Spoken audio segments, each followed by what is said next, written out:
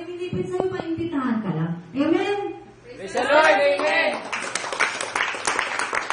Sabihin sa kang sabihin, pangit ako kapag nakarating ka na nun. Pagkat walang pangit anak ng Diyos. Amen? Praise the Lord, amen. Gumawa! Gumawa! Kapag hindi ka sa iyong gumagawa, kasama mo ang Diyos. Roma 8:28. Alam natin sa lahat ng bagay, ang Diyos ay gumagawa kasama ang mga nagmamahal sa Kanya. Ang mga tinawag, ayon sa kanyang panukala sa kanilang ikabubuti. Ang Diyos ay gumagawa. Sino ang kasama niya? Ang mga nagmamahal sa Kanya. Taas nga ang kamay na nagmamahal sa Diyos. Ay tumaas. Tumungo naman. Ha? Nagmamahal sa Diyos at palakpakan ng Diyos. Praise the Lord, amen.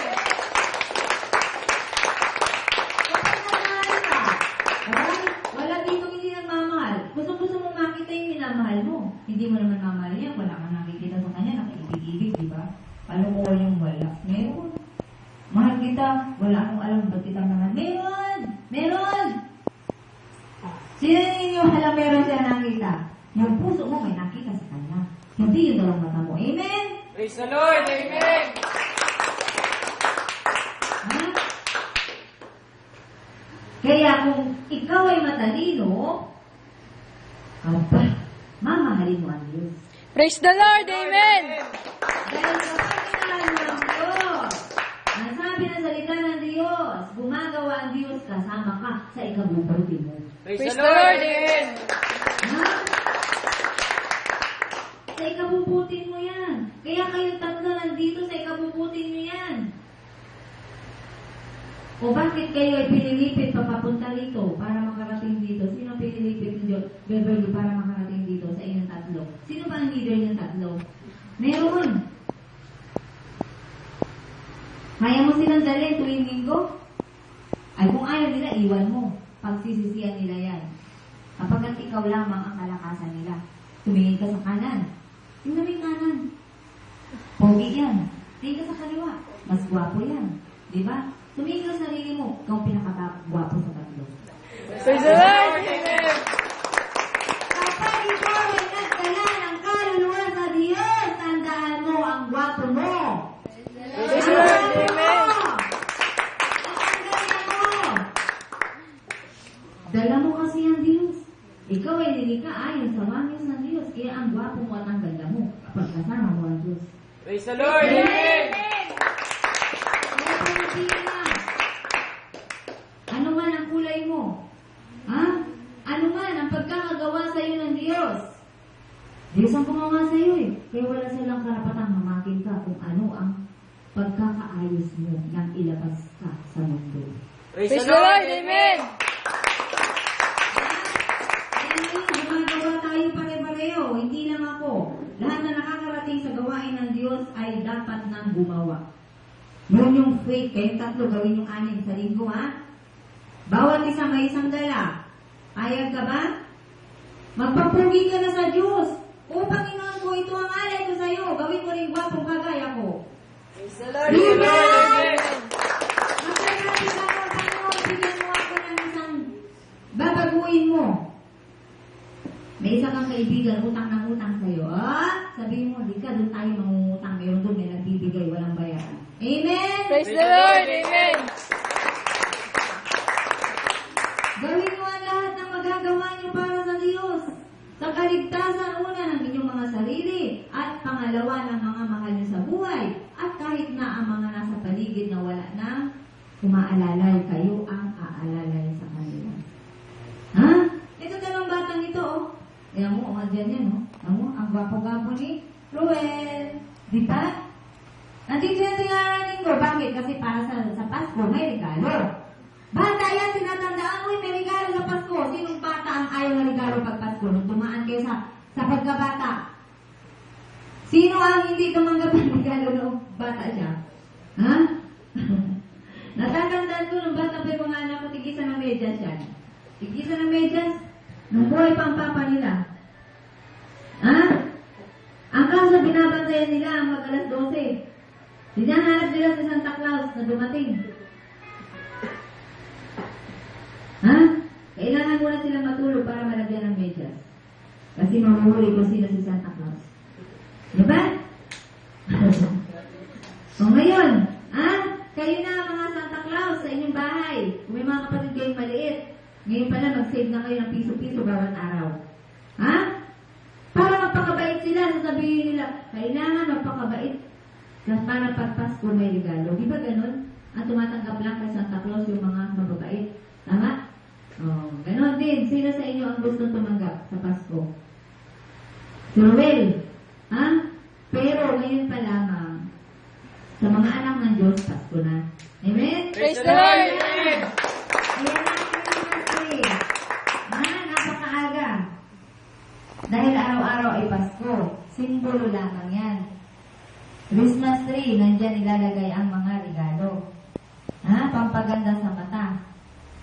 Diba? Lahat tayo naghahanap ng kasiyahan, nakikita ng dalawang mata at nalalasahan ng dila. Ang sarap. Pero kapag dala mo na ang Diyos, ang lahat sa buhay mo ay masisiyahan. Hindi lamang ang mata mo, buong katauhan mo ay magiging masaya kapag kasama mo ang Diyos. Praise the Lord! Amen! Kayong lahat na nandito, bumalik pag linggo. Kapag yun yung faith na may gawa. Nagawa ka. Monday to Saturday, pagdating ng Sunday, yung gawa mo, yun ang pinakamainam sa lahat ng araw na gagawin mo. Ang makasama ang Diyos. Praise the Lord! Amen! Ha? Hindi ka nakagawa para sa Diyos sa Monday to Saturday. Kulang ka. Wala kang mga tools. Wala kang kakayanan. Wala kang lakas. Wala kang isip. Pagdating ng linggo at nakinig ka sa salita ng Diyos, tatanggap ka. May bibit-bitin ka pa uwi mo. At yun ang gagamitin mo ng Monday to Saturday. Praise the Lord! Amen! Kaya ngayon papaniwalain ang araw ng pamamahinga ng Diyos. Bigyan kahalagahan ang pagsamba. Number 1. Kasama yung pagsamba at yan ang katibayan nga ng unang kautusan, ang pagsamba sa Diyos. Sa araw ng pamamahinga ng Diyos. Kung wala kang panahon pag-araw ng pagsamba, yung araw ng Monday to Saturday, huwag mong kalilimutan magbigay sa Diyos ng panalangin.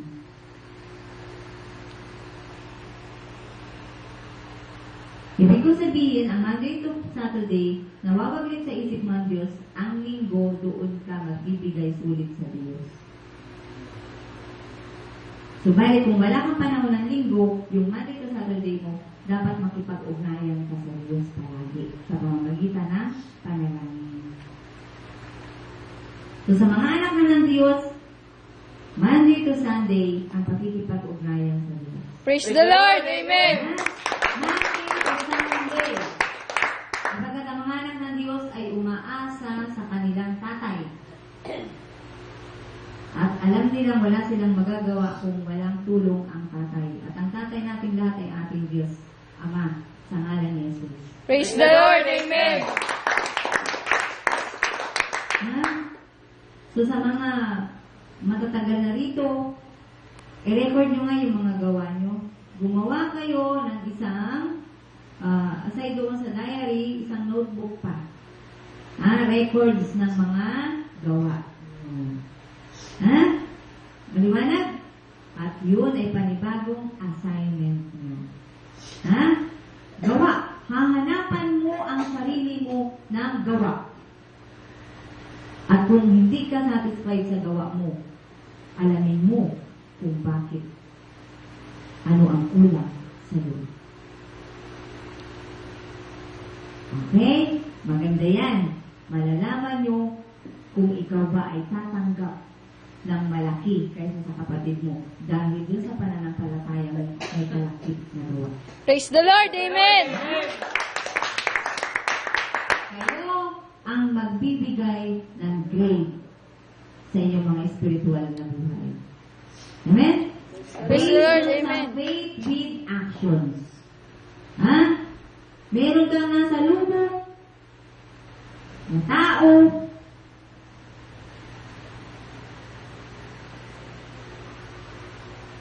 Bigyan mo. Budukot ka kaagad. Bilisan mo. Maaari nyo pinadala sa isang kisap mata, paglingon mo na wala na. Ay ang dala pala niya, biyaya para sa iyo. Kaya ang pagbibigay ng tulong ay mabilis. Ha? Mabilis! Kapag hihingi tayo sa Diyos, gusto natin laging mabilis. Praise the Lord. Amen. Ha? Gusto natin laging mabilis ang bigay ng Diyos. Kaya kung gagawa tayo, dapat mabilis. Tama? Ano sabi sa Biblia? Huwag kang babagal-bagal sa paggawa. Praise the Lord. Amen. May sinabi, dahan-dahan sa pagsasalita. Huwag ka namang babagal-bagal sa paggawa.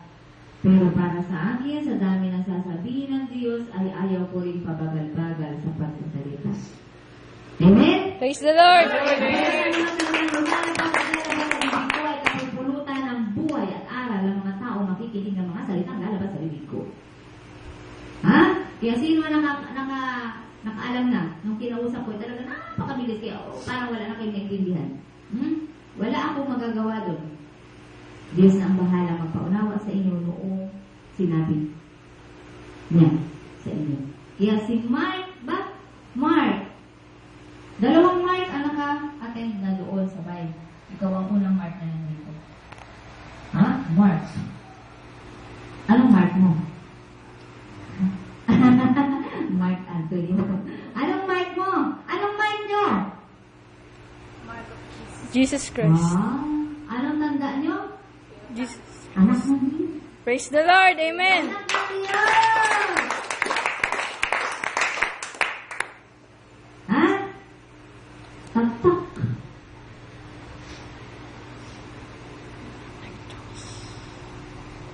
Kahit na sabihin ng tao, oy, nagpapakubanal ka dyan.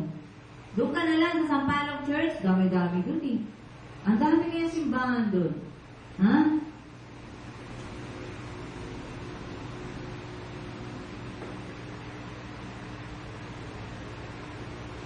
Magpapari ba kayo?